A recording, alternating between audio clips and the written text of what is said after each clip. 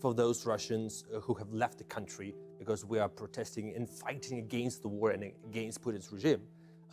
It's very important to do whatever we can to liberate ourselves and to liberate Russia of the future. So for me, that was a very logic line. It almost sounds like it was political. It was, in a way, because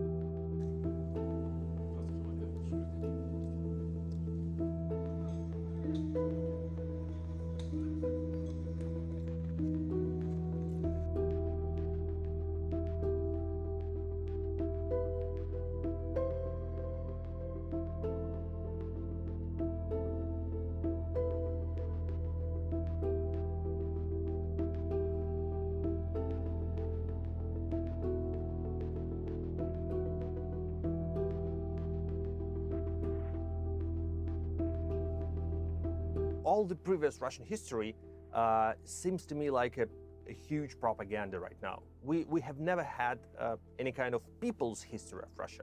We had the history of the Russian emperors and then secretary generals and then presidents. Actually, and we need to change our attitude. We need to change the attitude to the neighbors.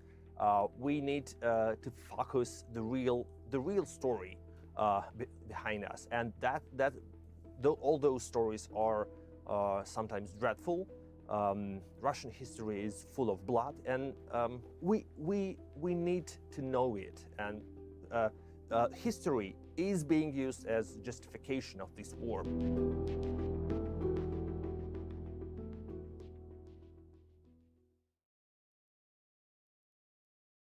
Hello and welcome to Washington Post Live. I'm Shane Harris. I'm a reporter here at the Post covering intelligence and national security. And I'm very happy today to be joined by Mikhail Zygar, the Russian journalist, independent journalist, as you could tell from his introduction there, to talk about his new book, War and Punishment, Putin, Zelensky, and the Path to Russia's Invasion of Ukraine. Mikhail, thank you so much for joining us today from Berlin. It's great to have you. Thank you, Shane. Thank you for having me. So as our introduction alluded to, I mean, this book is largely about what you describe as historical myths that Putin and other Russian leaders have perpetuated and given rise to what you describe as this kind of Russian strain of fascism that is gripping the country right now. And it really is a very sweeping and very accessible view of a lot of this history that I think readers will appreciate. I want to start by just asking you, when you were young, growing up in Russia, you know, as a child in school, what were some of the myths and these histories that you were taught growing up by the adults and the authority figures in your life?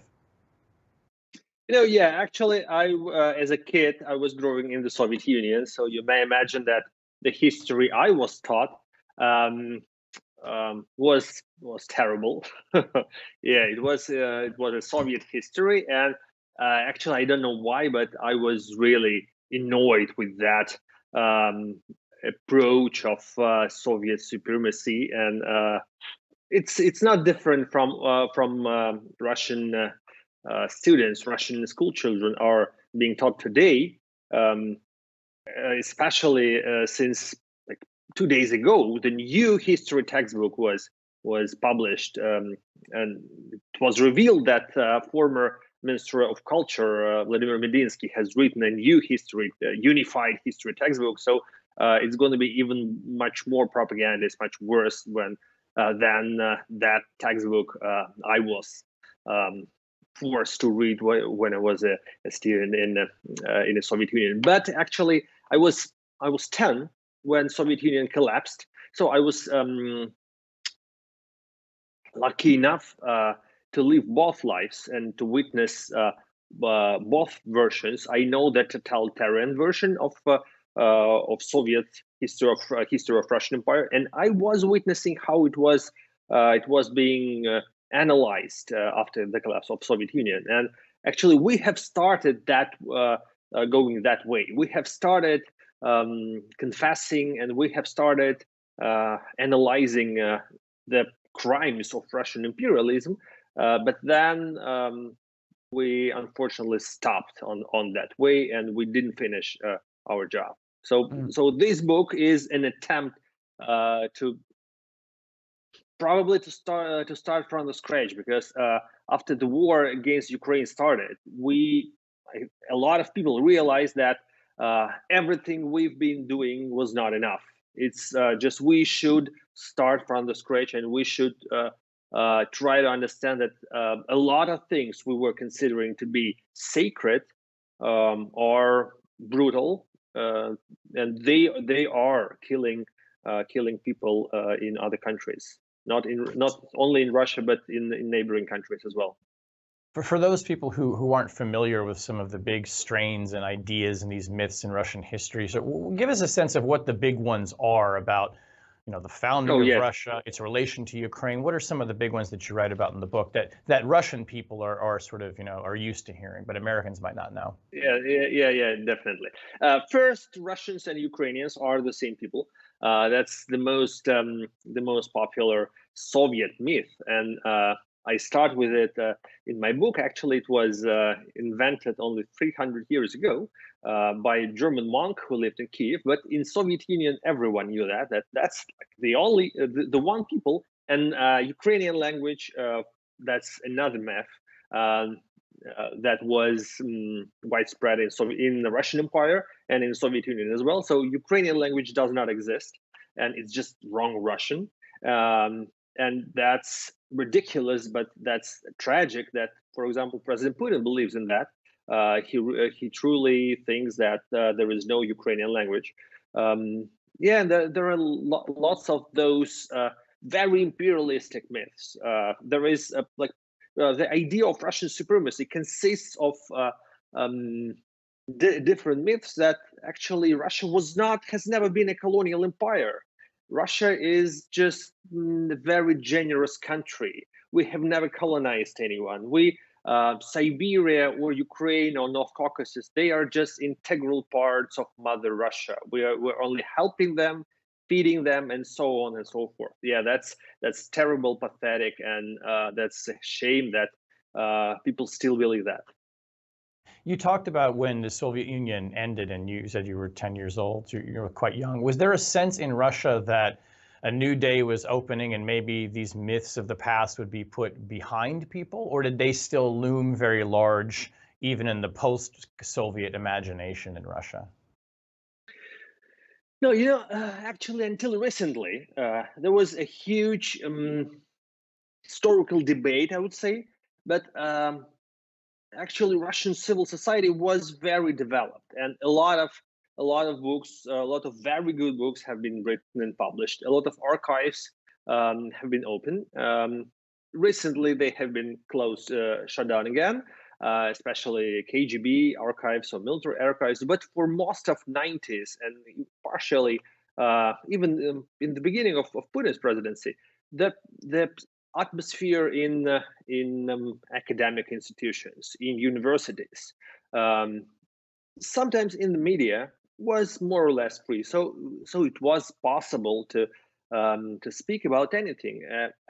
Actually, all the archives about Stalin's repressions are still open, and we know almost everything about people died in Gulag. We were focusing for so many years on, for example, crimes of Soviet Union, crimes of Stalin, but actually we stopped. We did not understand that it's not only about Stalin, it's not only about Soviet Union and Stalin's crimes against Russians. It's the roots are much more distant, and the evil is the Russian imperialism itself. And actually, that's the only. Sorry, yeah.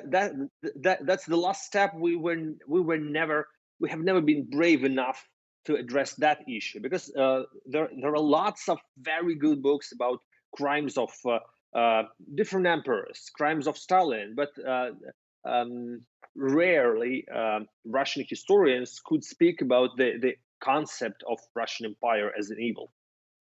So talk about how you did the research for this book. I mean, you have a line in there where a very compelling line where you talk about it's almost like you're telling a crime story from the point of view of the criminal. And so you had to dive back into the histories and maybe ones that you had been familiar with growing up. So talk a little bit about how the research for the book because you really do go back to the beginning of a lot of this, understanding of Russian identity back several centuries. Yeah, first, I'd like to mention that the book actually consists of two parts. The first part is about the myths. It's about very ancient history. It starts from 17th century, and then there are seven most important myths about Ukraine and Russia. But the second book is about the contemporary history, how all those myths are being used right now. It's actually about the recent 30 years and how President Putin was using all those myths, how Ukrainians, after the collapse of Soviet Union, believed in all those myths. So it's and with the second part of the book, it's much more. It's easier to understand. I've been working in Ukraine all of those years. I've been traveling back and forth. I know personally most of Ukrainian politicians. I interviewed all of the Ukrainian presidents, six of them, most of the prime ministers, a lot of business leaders, a lot of journalists, scientists. But yes, with the first part, with the ancient history, that was much more complicated. Yes, I had to read a lot from the classical Russian history. It's very open, and it's very easy to analyze if you're watching it as a journalist with a if you've got critical approach to your sources, as any journalist is supposed to do. It's very easy to detect that those historians are propagandists, and then you track who was their boss, whom they were working for, and actually every time they were working for the power.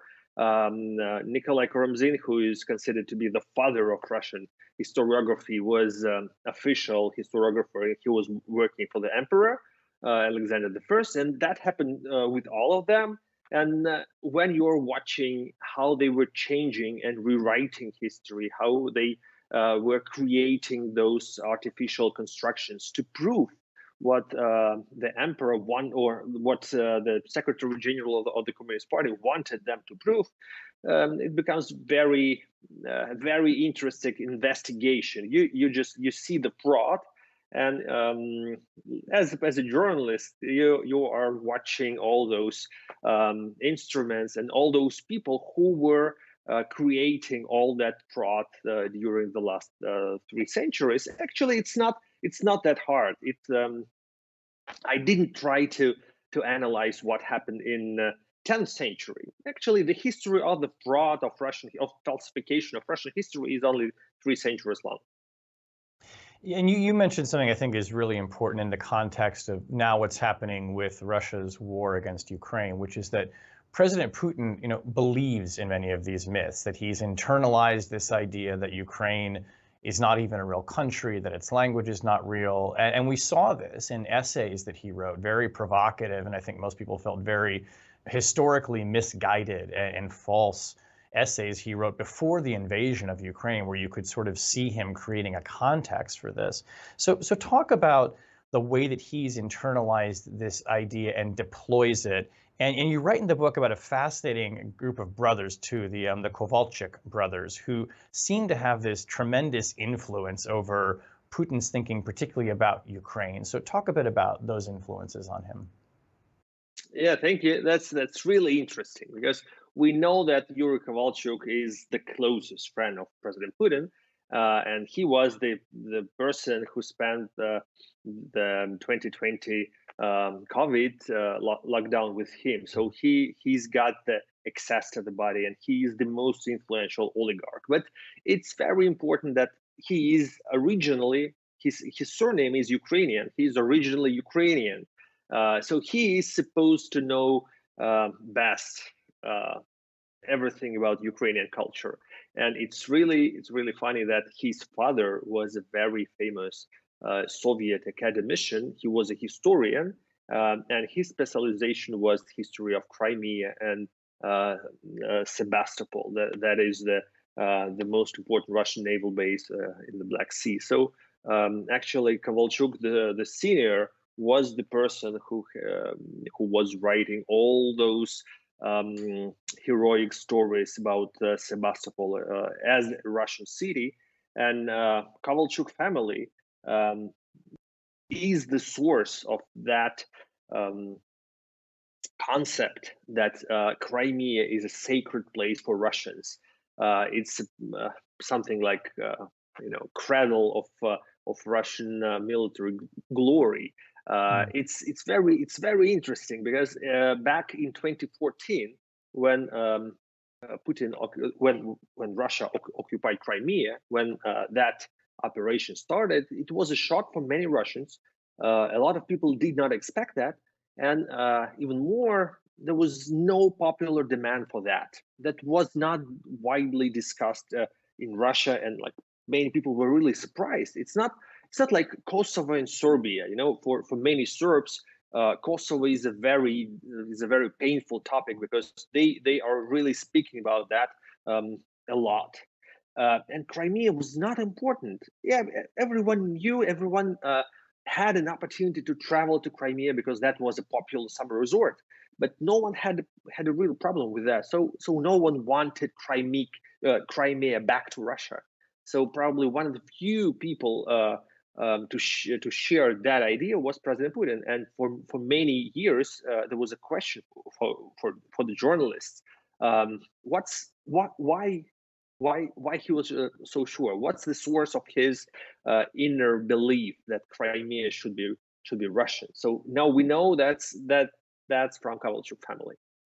And you mentioned, Kovalchuk being this close personal friend, a genuine friend of President Putin, and spending this period in lockdown together. And we all remember the images of Putin sitting at the end of these incredibly long tables during meetings with his officials, and the just extraordinary lengths he went to protect himself from anyone else for fear of getting COVID. But Kovalchuk is this person who he is spending this time kind of in lockdown with. So do you think during that period of COVID lockdown is when basically Putin got the idea and formed the idea that he was going to completely invade Ukraine, which then leads to the war that he launched last year? Yeah, I'm sure that he started preparing for this war during COVID. I think that it was very gradual. I think they definitely they had a plan for much. The initial plan of Putin to take the eastern Crimea was being discussed at least since 2008, because we know that in 2008 he told to President George W. Bush during the NATO summit in Bucharest, he said publicly that if Ukraine is going to join NATO, it will join without Crimea and the East. So that's the first time on the record he publicly announced that he was going to take Crimea and the eastern Ukraine. But gradually his plans were changing, and actually, yeah, COVID was the, if not turning point, the very important step, because he really was isolated. He really the number of sources of his information has changed a lot, and he started relying a lot to the imperial ambitions of Kovalchuk, and at the same time on the information he was getting from another his Ukrainian friend, Viktor Medvedchuk, who used to be many years ago the chief of staff of Ukrainian President Kuchma, but mostly known in Ukraine and in Russia as Putin's special representative in Ukraine, Putin's man in Ukraine. Putin's he has not become the puppet ruler of Ukraine, but if Putin's plan could have been fulfilled, and if he had taken Ukraine, Kiev within 3 days, that's Medvedchuk who would become the puppet president of Ukraine. So Kovalchuk and Medvedchuk were still able to talk to Putin during COVID, and they were the most important sources of his information about Ukraine. And then there was a very important psychological blow also in 2020. There was it was not a revolution, but it was almost a revolution in Belarus. The fact that Belarusian dictator Alexander Lukashenko was nearly overthrown by the Belarusian civil society, by the popular uprising, made a very shocking. That was a shock for Vladimir Putin, and proved to him that he needs to get rid of the current Ukrainian president. He needs to do something to Ukraine, because that's a threat to his authority. That's a threat to him being in power. And actually, the fact that he was really humiliated by the leader of Russian opposition, Alexei Navalny, with his documentaries about an attempt of poisoning of Alexei Navalny. That was another argument for the full-scale invasion. And it's not a coincidence that the moment when Navalny was arrested in Russia, the real propagandist preparation for the war has started. Right. And Margarita Simonyan, who is head of RT in famous RT TV channel, claimed that we need to take Donbass back home. That was January 2021. So they already knew in January 2021 that the war is going to happen. Right, and the propaganda is kind of being laid out there. I want to ask you about Navalny in a moment, but first let me ask you a question about President Zelensky in Ukraine. On Monday, Ukrainian officials said that they had arrested a Russian informant allegedly involved with a plot to assassinate the president. It's believed that he has been targeted more than a dozen times in assassination attempts. I mean, clearly, as you just articulated here, President Putin is really fixated on trying to kill Zelensky, to remove him as the leader of Ukraine. It seems, though, that his death would be unlikely to diminish the spirit of the people of Ukraine. They're going to keep fighting Russia. So, what is Putin's calculation, do you think, on why it's so important when it seems like most of the Ukrainian people would only rally stronger behind their country if the president were killed?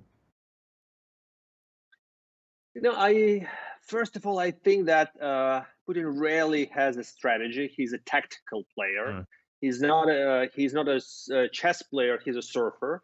So his strategy is to wait and see. He doesn't have a strategic goal. He's got tactical issues, and normally his choice is chaos. So he always thinks that the time is on his side when it's chaos, when he is successful in creating chaos. So he really thinks that without Zelensky, the situation in Ukraine might have been more chaotic. But he was always wrong with Ukraine. He really underestimated Zelensky. He really did not understand anything about Ukrainian society, about Ukrainian. About how Ukrainians perceive themselves. He didn't understand that Ukraine has changed a lot during the last 30 years. He just don't get it. He doesn't understand that in Ukraine, that's already the third generation of politicians since the collapse of the Soviet Union, because there were first generation of communist leaders, then there was generation of Komsomol leaders, that was young communist league in Soviet Union. And for example, Petro Poroshenko or Viktor Yushchenko or Prime Minister Tymoshenko belonged to that generation. They were not communists, but not post-communists as well. And Zelensky is the third generation. He didn't spend much of his life in Soviet Union. He was raised after collapse of Soviet Union. He doesn't share the Soviet mentality. And most of current Ukrainians, Ukrainians are the young nation. They do not consider themselves to be a Soviet or Russian colony, and Putin doesn't get it at all. So he is obviously wrong, thinking that that Zelensky is the solution for his problem. I hope everything is going to be fine with Vladimir Zelensky, but Putin doesn't understand that even eliminating Zelensky, he won't get it. Right. In just a few minutes we have left, there's a question from the audience about Alexei Navalny, who of course was just sentenced to another 19 years in prison. Wanda Collins of Georgia asks, what do you think will happen if Navalny, if Putin stays in power or is somehow removed from office? Is that a concern for most of the people in Russia right now? So what is the fate of Navalny depending on Putin? Oh, it's impossible to predict anything anywhere. I guess that in America it's easier to predict if Donald Trump is going to be indicted or not. In Russia, it was very easy to predict what would gonna be the next prison term of Navalny. His prediction was that he would be sentenced to 18 years, but that was 19. So he, but we should hope and pray that Alexei Navalny is as all other Russian political prisoners. We know a lot about Alexei Navalny because he is an obvious political leader, and he has been the only politician for many years. But now we have thousands of political prisoners. Thousands of Russians were arrested last year and this year just for protesting against the war, just to saying that they do not support this war, just for going to the street with a blank sheet of paper. And yes, we hope that all those people are safe and sound and healthy enough to outlive Putin, because I'm absolutely sure that while Putin is in power, there's going to be war against Ukraine, and none of those people is going to be released. Unfortunately, we all understand that Alexei Navalny is in prison till Putin's death, and it's hard to imagine what could happen after that. But usually, when I'm asked, is there a worse scenario? Could it be worse when Putin is gone? Yes, everything could be worse, but actually, the worst and unimaginable worst case scenario was the beginning of the war, or the beginning of the full scale invasion of Ukraine was the really nightmare scenario. So I cannot imagine what worse could happen now. So I think it could be better after Putin is gone. Yeah. And on the question of the war, we just have 2 minutes left, but I want to ask you this question, which I think is so important, particularly in the context of the presidential campaign we have coming up here in the U.S. A recent poll found that most Americans, 55%, actually oppose additional funding to support Ukraine. What would that mean for Ukraine if the United States cut off funding? Unfortunately, I think that's Putin's strategy.